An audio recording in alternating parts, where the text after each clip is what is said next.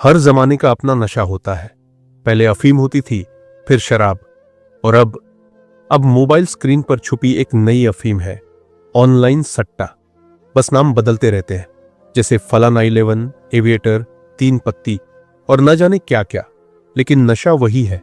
और सबसे बड़े कातिल है वो लोग जो कुछ पैसों के लालच में ऐसे दलदल में युवाओं को धकेल देते हैं, इन ऐप्स को प्रमोट करके उन्हें मौत से भी बदतर जिंदगी जीने पर मजबूर कर देते हैं।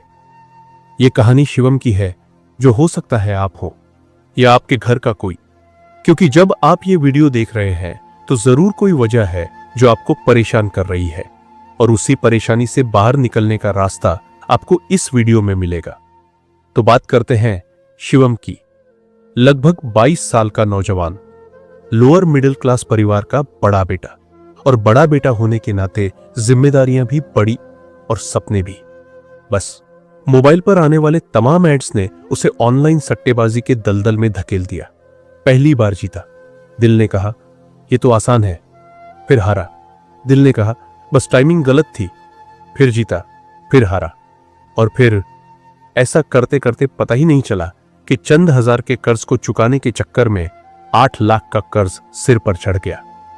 हालात तब सामने आए जब उसने घर में रखे मां के गहने चुरा लिए और एक ही दांव में सारा पैसा लगाकर कर्ज उतारने की कोशिश की। सब डूब गया।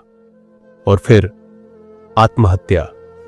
जो सफर घर की जिम्मेदारियां और बड़े सपने पूरे करने के लिए शुरू हुआ था, वही अब पूरे परिवार की आंखों के आंसू बन गया।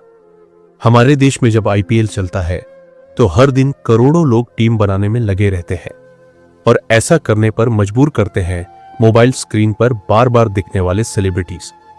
हां, वही सेलिब्रिटीज जो इन जुएबाजी वाले ऐप्स को प्रमोट करते हैं और खुद करोड़ों रुपए लेकर आपको बर्बादी की ओर धकेलते हैं। क्या ये सेलिब्रिटी अपने बच्चों को भी ऐसे ऐप्स पर पैसे लगाने को कहते होंगे? क्या लगता है आपको? नीचे कमेंट में जरूर बताइए।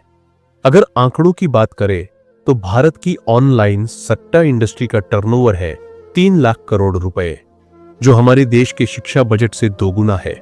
देश में कभी ना कभी 34 करोड़ लोग ऐसे प्लेटफॉर्म्स का इस्तेमाल कर चुके हैं। मतलब देश की चौथाई आबादी जुए में लिप्त रही है, लेकिन सरकार को पता तक नहीं, या पता है भी तो पुलिस और सिस्टम के कुछ लोग टैक्स या रिश्वत के रूप में इससे अपना हिस्सा ले रहे होते हैं। आईपीएल के टाइम पर तो यूपीआई तक क्रैश कर जाता है, क्योंकि ऑनलाइन ट्रांजैक्शन अपने चरम पर होता है। देश का 80% युवा या तो ट्यूशन के पैसे या चोरी के पैसे इन ऐप्स में लगा रहा होता है। ये ऐप्स, ये टीम, ये टॉस कुछ भी नहीं है। ये सिर्फ एक वेल डिजाइन ट्रैप है, जिसमें हर युवा को लगता है कि अगली जीत उसकी जिंदगी बदल देगी। एविएटर कोई गेम नहीं, ये एक इल्यूजन ऑफ कंट्रोल है। आपको लगता है कि आप कंट्रोल कर रहे हो, असल में ऐप आपका सब कुछ कंट्रोल कर रहा होता है। आपका दिमाग, आपका समय, आपका पैसा, आपकी जिंदगी। हार्वर्ड की एक स्टडी के अनुसार डिजिटल जुए का नशा कोकीन के नशे से भी ज्यादा घातक है। ये एक साइलेंट कोकेन है जो मोबाइल स्क्रीन से छिपकर युवाओं का भविष्य खा रही है। जीत का एहसास देता है डोपामाइन, यानी एक झूठी खुशी, और हार का एहसास देता है गिल्ट, जिसे मिटाने के लिए फिर से दांव लगाते हैं। फिर हार, फिर गिल्ट। ये एक चक्रव्यूह है जिसमें घुसना आसान है, बाहर निकलना मुश्किल। इसका एक बड़ा कारण है, हर किसी को रातों रात सक्सेस चाहिए।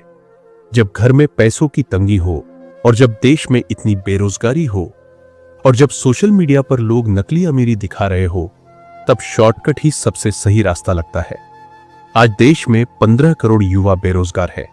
हर दूसरा छात्र साइड इनकम की जुगाड़ में है, और हर तीसरा छात्र इन सट्टेबाजी एड्स का शिकार हो रहा है।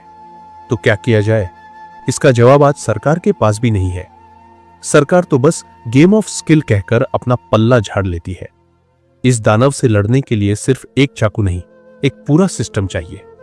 Short term solution, app blockers का इस्तेमाल करें।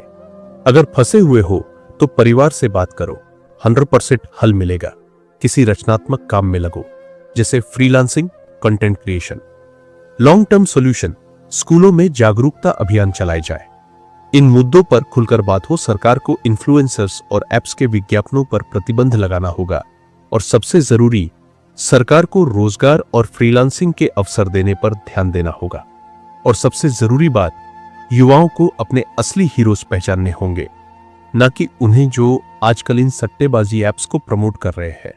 और अब वही कहानी जिस पर यह वीडियो शुरू हुई थी, शिवम की मां को लिखा गया उसका आखिरी पत्र। मां, मुझे लगा पहली जीत सपना पूरा करेगी। मुझे लगा मैं स्ट्रांग हूं। मुझे लगा एक और बार, बस एक और बार जीत जाऊंगा। लेकिन हर बार मैं खुद को हारता गया। जब आंख खुली तब तक सब कुछ जा चुका था। शॉर्टकट ने मुझे बर्बादी के रास्ते पर डाल दिया। माफ कर देना मां। यह सिर्फ शिवम की कहानी नहीं है, यह हर उस इंसान की कहानी है जो कभी जीत का सपना लेकर इस दलदल में उतरा था। और अगर हमने अभी भी नहीं रोका तो यह हर उस इंसान की कहानी बन सकती है जिसके हाथ में आज एक स्मार्टफोन है। अगर आपने ये वीडियो यहां तक देखा है तो कृपया किसी एक शिवम को बचा लीजिए। वीडियो पसंद आया हो तो लाइक करें, शेयर करें, कमेंट में अपने विचार जरूर लिखें और सब्सक्राइब करना ना भूलें ताकि अगली वीडियो आप तक समय पर पहुंचे। और सबसे जरूरी, गैम्बलिंग आज ही छोड़ दे। बस यही एक रास्ता है बर्बादी से बचने का। धन्यवाद।